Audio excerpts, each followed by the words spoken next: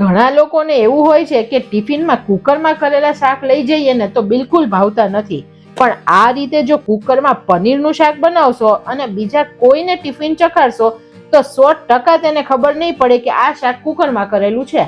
તો ચલો ફટાફટ 10 જ મિનિટમાં બનતું પનીરનું શાક જોઈએ. વિડીયો પસંદ આવે તો લાઈક આપી રૂપલ્સ ટેસ્ટી ટ્રીક્સને સબસ્ક્રાઇબ જરૂર કરજો. Happy cooking, enjoy eating. પનીરનું શાક બનાવવા માટે કયા શાક જોઈએ તે આપણે જોઈ લઈએ, જેથી તમને ખરીદી કરવાની ખબર પડે. અત્યારે આપણે 2 નંગ ડુંગળી લીધી છે, 1 કેપ્સિકમ, 3 ટમેટા, 1 લીલું મરચું, 1 ઇંચ આદુનો ટુકડો અને 4-5 કળી લસણ લીધું છે.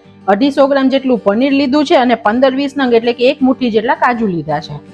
પહેલા બધું શાક સમારી લઈએ. હવે બધી પ્રોસીજર કુકરમાં જ કરવાની છે, તો ગેસની ફ્લેમ એકદમ સ્લો રાખીએ છીએ. 3 TBSP જેટલું તેલ લઈએ છીએ.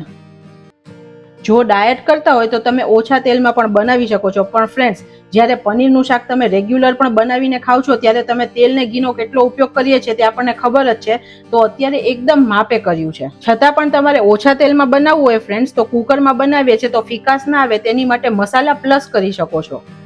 અડધી ચમચી જીરું એડ કરીએ. ફ્રેન્ડ્સ અત્યારે જે શાક બનાવું છું તે એકદમ જલ્દીથી કોઈ ઝંઝટ અને સ્પેશિયલ મસાલા વગર તૈયાર થઈ જાય તેવું શાક બતાવું છું, તો તમે ટિફિનમાં બહુ જ જલ્દીથી બનાવી શકશો. જનરલી પંજાબી શાકમાં બધાને તકલીફ એવી થાય છે કે જ્યારે ટિફિનમાં લઈ જાય છે અથવા તો ઘરે પણ બનાવે ત્યારે શાકમાંથી પાણી છૂટે છે, તો તમે લાસ્ટ સુધી વિડીયો જોજો. આપણે એટલું પ્રોપર શાક બનાવશું કે બિલકુલ તેમાં પાણીનો ભાગ નહીં રહે. હવે આપણું જીરું સરસ થઈ ગયું છે, પછી આપણે ડુંગળી એડ કરીએ. હવે આ ડુંગળીને આપણે તેની કચાશ દૂર થાય ને થોડી ગોલ્ડન થાય ને તેવી સાતળવાની. જો પાણી પોચી ડુંગળી હશે ને તો તેની સારી ફ્લેવર નહીં લાગે ગ્રેવીમાં, અને ગ્રેવીમાંથી પછી પાછળથી શાકમાં પાણી પણ છૂટશે.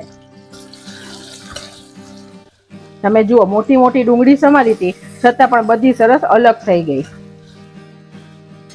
ઘણા બધા લોકો પંજાબી શાકમાં શું કરે, ગ્રેવી બનાવતી વખતે ડુંગળી, લસણ, આદુ, મરચાં બધું સાથે કરી નાખે, તો કેવું થાય કે ડુંગળીમાં પાણીનું પ્રમાણ વધારે હોય છે, તો તે જ્યારે ચડશે ને તો તેને ચડતા ટાઈમ લાગશે.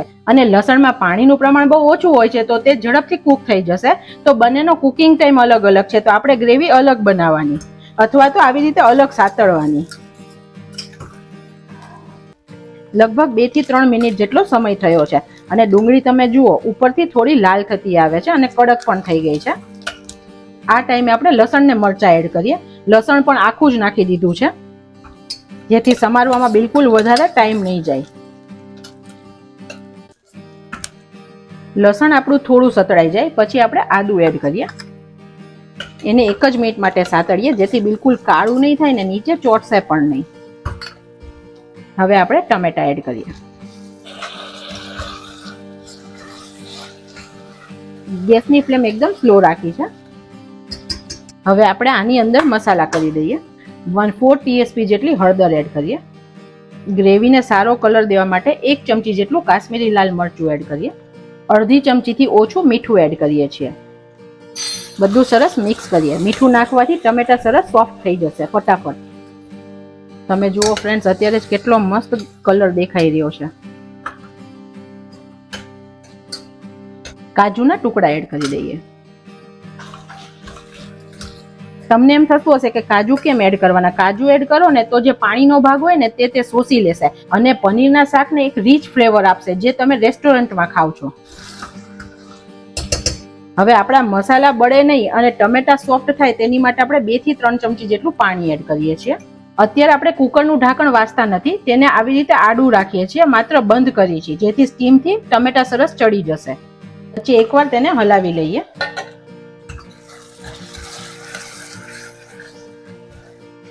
હજુ ટમેટા થોડા કડક છે તો આપણે 1 મિનિટ માટે થવા દઈએ. ફ્રેન્ડ્સ આ તેલમાં મસાલા અને ટમેટા શાકને સાતળીએ છીએ, જેથી તેની ફિકાસ દૂર થઈ જાય.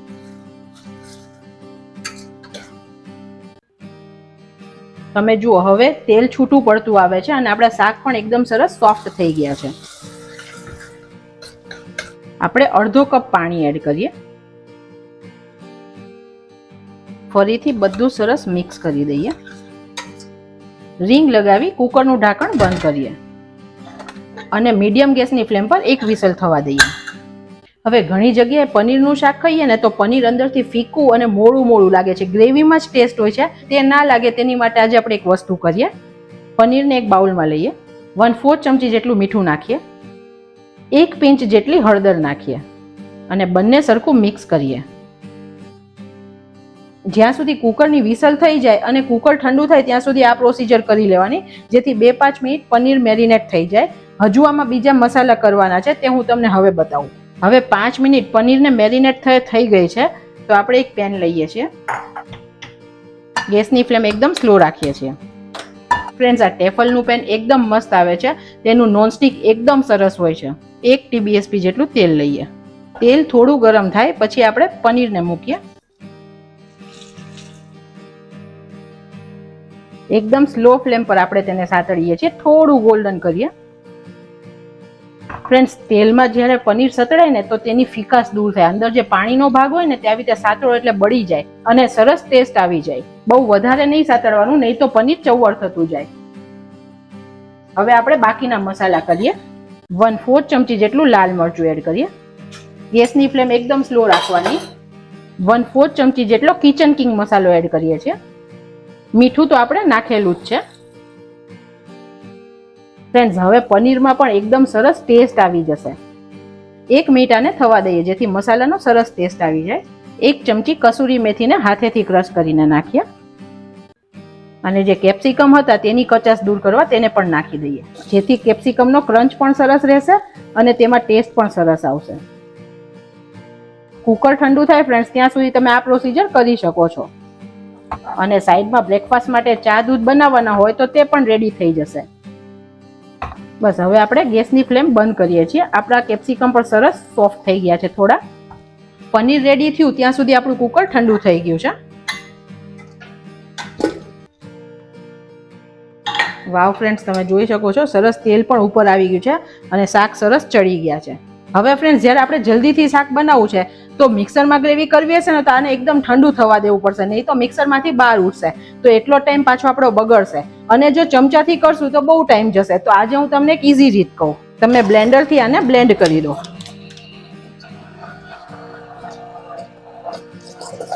આવી રીતે કરવાથી એકદમ સરસ સ્મૂધ ગ્રેવી તૈયાર થઈ જશે 2 જ મિનિટમાં.